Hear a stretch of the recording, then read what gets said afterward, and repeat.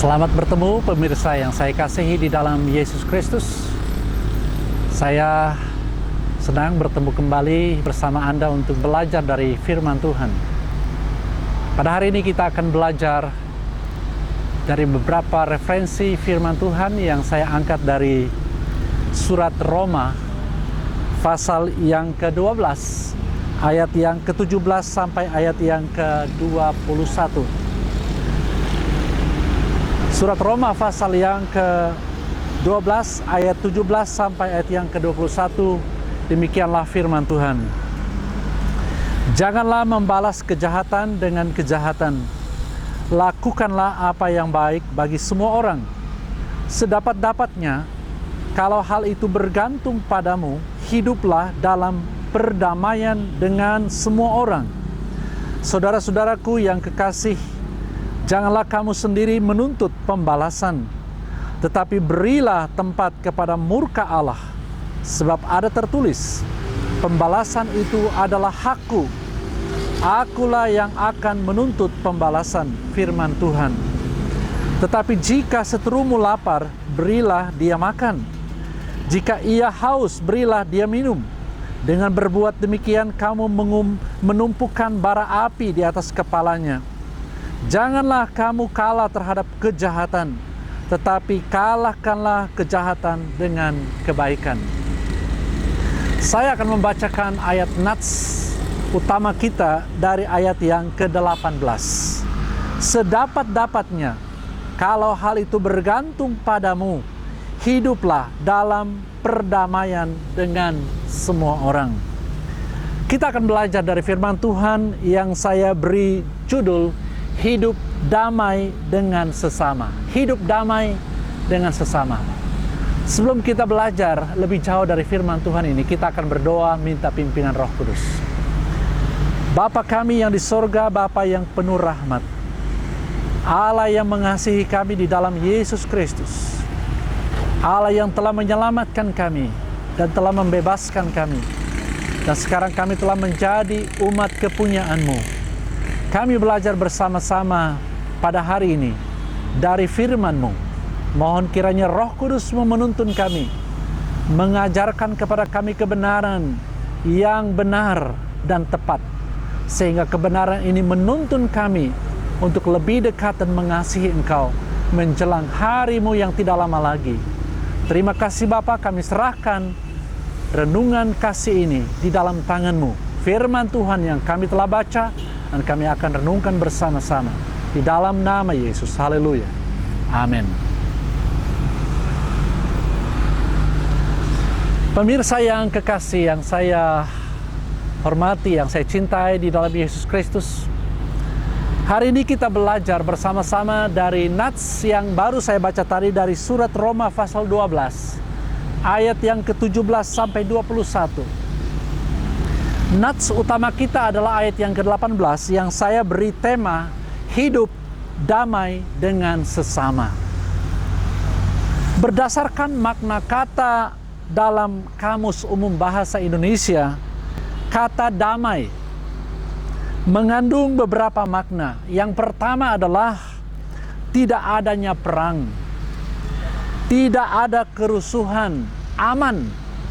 Itu makna yang pertama, kata damai. Kata damai yang kedua adalah tentram.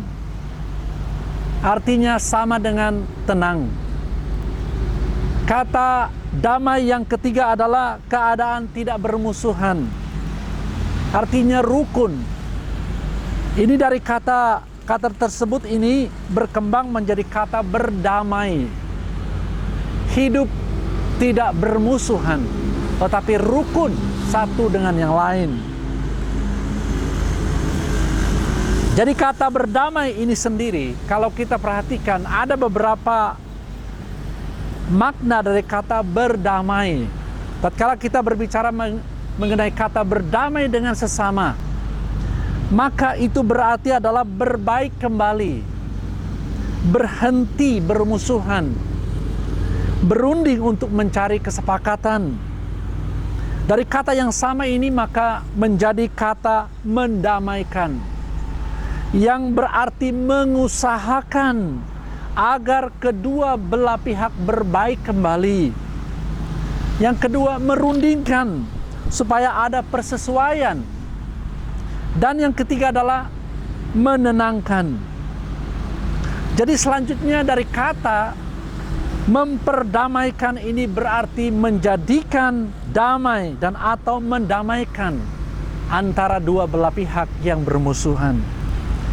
Jadi kata perdamaian, pemirsa yang kekasih, ini berarti adalah penghentian permusuhan atau sebuah perselisihan, yaitu berkaitan dengan perihal damai atau berdamai seorang dengan yang lain.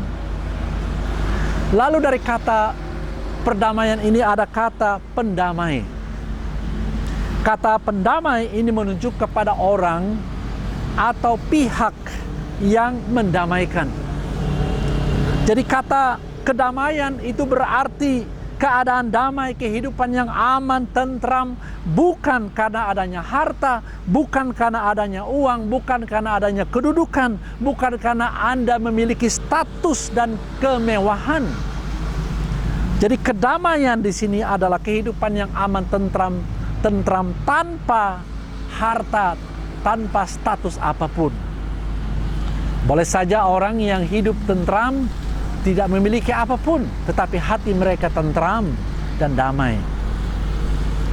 Berdasarkan makna kata ini, kata yang dipakai dalam perjanjian baru, bahkan di dalam perjanjian lama dalam bahasa Ibrani, kata damai ini digunakan sebagai ucapan salam, yaitu salam antara sahabat. Kalau kita membaca di dalam kitab Esra pasal 5 ayat 7, kata damai ini digunakan sebagai ucapan salam antara seorang sahabat dengan sahabat yang lain. Jadi kata ini juga adalah suatu sebutan untuk keadaan tanpa permusuhan antara bangsa-bangsa. Di dalam 1 Raja-Raja pasal 5 ayat yang ke-12. Jadi kata damai adalah karunia Allah. Dan ini tertulis di dalam Yesaya pasal 54 ayat yang ke-10. Jadi apabila nabi-nabi berteriak, damai, damai, padahal tidak ada damai, mereka hanya menipu dan mereka akan dihukum. Dan ini tertulis di dalam kitab Yeremia pasal 6 ayat yang ke-14 sampai yang ke-15. Nah, kata damai ini mengandung makna yang lebih dalam. Damai sempurna adalah damai masa janji keselamatan melalui Mesias. Di dalam Yesaya pasal 9 ayat yang ke-6. Jadi dalam perjanjian baru, kalau kita memperhatikan, damai tidak hanya berarti sebuah hubungan yang rukun antara bangsa-bangsa. Di dalam Lukas pasal 14 ayat yang ke-32. Tetapi juga damai adalah keadaan yang harus ada dalam jemaat-jemaat Kristus pada masa kini. Tertulis di dalam Roma pasal 14 ayat yang ke-19. Dan kata damai ini dalam hubungannya dengan orang di luar dari jemaat.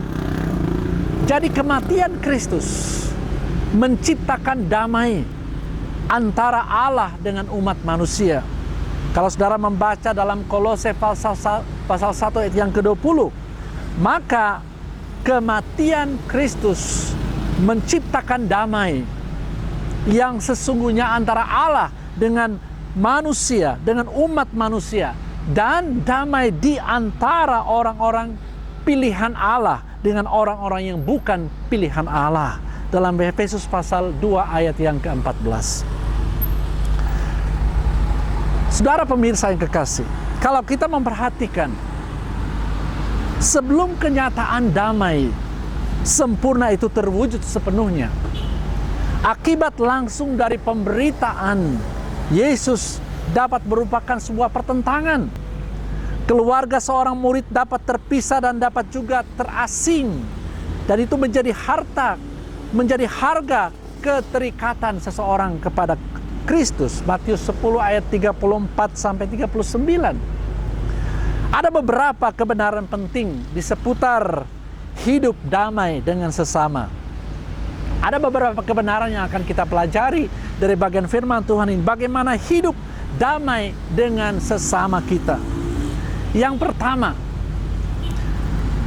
inkarnasi Allah atau kelahiran juru selamat ke dalam dunia ini adalah jalan damai dari Allah. Sekali lagi, inkarnasi Allah adalah jalan damai yang disediakan oleh Allah, Sang Pencipta. Alkitab berkata bahwa Mesias, seorang juru selamat yang akan datang itu adalah Yesus. Dia disebut sebagai Raja Damai. Kitab 2 Samuel 7 ayat 12, ayat yang ke-12, 13, 16, dan Yesaya pasal 9 ayat 5-6 berkata bahwa Yesus yang adalah Mesias itu disebut sebagai Raja Damai. Jadi ayat-ayat tersebut ini mencatat tentang suatu janji Tuhan kepada Raja Daud bahwa keturunannya akan menjadi raja untuk selama-lamanya. Kitab Yesaya secara khusus berbicara tentang besarnya kekuasaannya, artinya kerajaannya kokoh dengan keadilan dan kebenaran. Nubuat ini tentang kelahiran Raja Shalom atau yang disebut dengan Raja Damai. Jadi inkarnasi Allah adalah jalan pendamaian Allah. Inti berita kelahiran Yesus adalah berita damai. Jadi pemirsa yang kekasih, Yesus Kristus adalah damai sejahtera kita.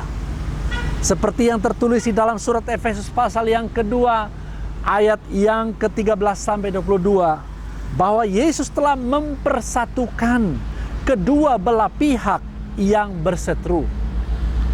Di dalam bagian firman Tuhan ini saya akan membacakan demikian. Tetapi sekarang di dalam Kristus Yesus, kamu yang dahulu jauh sudah menjadi dekat oleh darah Yesus. Karena dialah damai sejahtera kita yang telah mempersatukan kedua belah pihak dan yang telah merubuhkan tembok pemisah, yaitu perseteruan.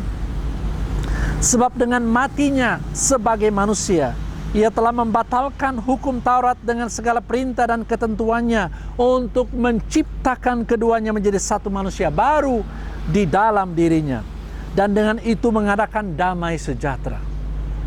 Dan untuk memperdamaikan keduanya di dalam satu tubuh dengan Allah oleh salib, dengan melenyapkan perseteruan pada salib itu. Ia datang dan memberikan damai sejahtera kepada kamu yang jauh, dan damai sejahtera kepada mereka yang dekat. Karena oleh Dia kita kedua belah pihak dalam satu roh beroleh jalan masuk kepada Bapa. Demikianlah kamu bukan lagi orang asing dan pendatang, melainkan kawan sewarga dari orang-orang kudus dan anggota-anggota keluarga Allah, yang dibangun di atas dasar para rasul dan para nabi, dengan Kristus Yesus sebagai batu penjurunya. Di dalam Dia tumbuh seluruh bangunan, rapi tersusun menjadi bait Allah yang kudus di dalam Tuhan. Di dalam Dia kamu juga turut dibangunkan menjadi tempat kediaman Allah di dalam roh. Pemirsa yang kekasih, Yesus, kelahiran Kristus atau inkarnasi Allah di dalam Kristus adalah jalan pendamaian yang telah disediakan oleh Allah. Hal yang kedua, bagaimana kita hidup damai dengan sesama. Pertanyaan akan muncul adalah, siapakah Dia yang adalah damai sejahtera kita, yang menghendaki kita hidup damai dengan sesama kita? Siapa Dia yang menghendaki itu? Di dalam firman Tuhan mengatakan, yang dimaksudkan dengan Dialah, yaitu Yesus Kristus. Ayat yang ke-13, Dialah yang menjadi jalan pendamaian. Siapakah Yesus Kristus menurut perspektif Alkitab? Siapakah Isa Al-Masih menurut kitab suci yang dimaksudkan sebagai jalan pendamaian? Kalau kita belajar dari firman Tuhan dari perjanjian lama, menurut para nabi dalam kitab Yesaya pasal 9 ayat yang ke-5, kalau kita baca ayat 1-6, khusus ayat 5, Dia disebut sebagai penasihat ajaib, Allah yang perkasa, Bapa yang kekal, dan Raja damai. Yang kedua, kalau kita perhatikan di dalam Perjanjian Baru, menurut Injil, penulis Injil dan Rasul Paulus, yang dimaksudkan siapakah Yesus? Dialah yang menjadi pendamai yang diutus oleh Allah untuk manusia. Perjanjian Baru menyebutkan dalam Matius, dia disebut sebagai juru selamat umat manusia, penyelamat umat manusia. Dia disebut sebagai Immanuel, Allah yang hadir, yang menyertai umatnya, ada di tengah-tengah umatnya, ada bersama dengan umatnya. Dalam Injil Lukas 1, 32, 33, dan 35 berkata, dia disebut sebagai anak Allah yang maha tinggi, raja kekekalan, pemerintahannya tak berkesudahan, dan dia disebut anak Allah yang kudus. Selanjutnya, kalau kita membaca dalam Yohanes pasal 1 ayat 1 sampai 18, siapakah Yesus disebut sebagai pendamai yang diutus itu?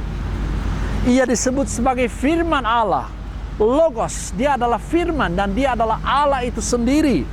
Dia pencipta alam semesta. Dia kekal, dia terang, dan dia inkarnasi Allah. Di dalam Roma pasal 1 ayat yang keempat berkata, dia disebut sebagai Allah yang berkuasa, yaitu Kristus dan Tuhan kita. Dalam Kolose pasal 1 ayat 15 sampai 19, Yesus disebut sebagai gambar Allah yang tidak kelihatan. Dia adalah kepala tubuh, yaitu gereja atau kepala jemaatnya. Jadi pemirsa yang kekasih, dialah yang dimaksudkan di sini adalah Yesus Kristus, Isa Al-Masih, satu-satunya sumber damai sejahtera dalam arti yang sesungguhnya.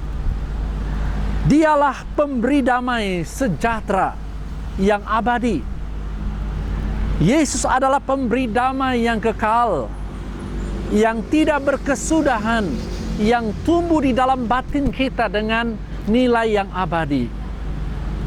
Yesuslah penjamin damai sejahtera yang dialami oleh semua umatnya yang percaya kepadanya, yang tidak akan berubah untuk selama-lamanya. Pemirsa yang kekasih, kalau kita mempelajari kebenaran Tuhan lebih jauh lagi, dan kita bertanya, apakah tujuan diberikannya damai sejahtera bagi manusia? Untuk apa? Apakah maksudnya? Apakah tujuan utama diberikannya damai sejahtera yang adalah Kristus kepada dunia? Ada beberapa kebenaran yang menjelaskan hal ini dalam ayat yang kita baca. Pertama, bahwa tujuan diberikannya damai sejahtera, diberikannya Kristus kepada dunia adalah penggenapan janji Allah. Allah berjanji akan memberikan seorang pembebas, seorang raja damai untuk manusia. Jadi penggenapan janji Allah ini yaitu akan memberikan hari depan yang penuh harapan, memberikan kepada manusia hari depan yang penuh dengan shalom, damai sejahtera bagi mereka yang disebut sebagai umatnya. Kalau kita membaca Yeremia 29 ayat 11 sampai 14 berkata, sebab aku ini mengetahui rancangan-rancangan yang ada padaku mengenai kamu. Demikianlah firman Tuhan, yaitu rancangan damai sejahtera dan bukan rancangan kecelakaan, untuk memberikan kepadamu hari depan yang penuh harapan. Haleluya. Jadi ini janji Allah memberikan kepada kita hari yang penuh dengan damai. Dan itu hanya dapat diperoleh melalui kehadiran Kristus. Yang kedua, tujuan damai diberikan kepada manusia adalah untuk mengukuhkan, memeteraikan status kita menjadi anak-anak Allah. Dahulu kita bukan umat. Dahulu kita bukan orang pilihan. Dahulu kita bukan anak-anak Allah, melainkan anak-anak iblis. Kita adalah anak-anak kegelapan, anak-anak kejahatan, jauh dari persekutuan dengan Allah. Kita disebut sebagai setru Allah, orang berdosa yang tidak layak di hadapan Allah. Tetapi kalau kita perhatikan dalam Yohanes pasal 1:12, semua orang yang menerimanya diberinya kuasa supaya menjadi anak-anak Allah, yaitu mereka yang percaya dalam namanya. Hal yang ketiga adalah membuka jalan masuk kepada Allah. Dengan damai yang datang daripada Allah ini, manusia diberi jalan masuk kepada Allah. Roma pasal 5 ayat yang pertama sampai 2. Kita hidup dalam damai sejahtera dengan Allah oleh karena Yesus Kristus. Yang keempat adalah dengan tujuan damai sejahtera Allah diberikan kepada kita adalah supaya kita dipulihkan, kita dipersatukan, yang berseteru dipersatukan kembali. Jadi mendamaikan, memulihkan hubungan kita satu dengan yang lain. Dari ayat pembacaan firman Tuhan inilah menjelaskan kepada kita betapa pentingnya kita hidup damai dengan sesama kita. Oleh karena apa? Karena Allah terlebih dahulu membuka jalan damai itu bagi semua orang yang percaya kepadanya. Kiranya Tuhan Yesus memberkati kita semua melalui kebenarannya hari ini. Hiduplah damai dengan sesama saudara, siapapun mereka, latar belakang yang berbeda-beda, karena Allah menghendaki demikian. Mari kita berdoa. Terpujilah namamu Bapa, oleh karena firman-Mu telah kami dengar hari ini. Melalui kebenaran ini kami sungguh-sungguh dikuatkan menjelang hari Tuhan yang tidak lama lagi. Terima kasih Bapa, di dalam nama Yesus kami terima firman hidup ini. Haleluya. Amin. Tuhan Yesus memberkati saudara sekalian. Sampai jumpa kembali dalam acara renungan kasih yang akan datang. Shalom.